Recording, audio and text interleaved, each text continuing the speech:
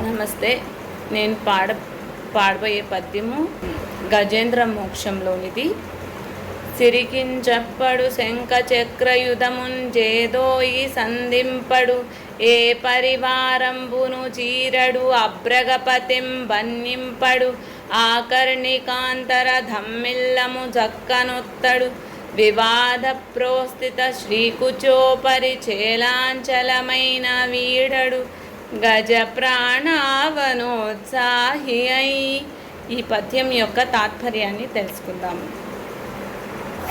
శ్రీ మహావిష్ణువు గజేంద్రుని ప్రాణాలను కాపాడాలనే ఉత్సాహంతో నిండిపోయిన విష్ణుమూర్తి లక్ష్మీదేవికి చెప్పలేదు. శంఖచక్రాలను రెండింటినీ చేతుల్లోకి తీసుకోలేదు. సేవకుల్ని ఎవ్వరినీ పిలవలేదు. గరుడ వాహనాన్ని సిద్ధపరచుకోలేదు. చెవి దుద్దు వరకు జారిన జుట్టుని చక్కదిద్దుకోలేదు.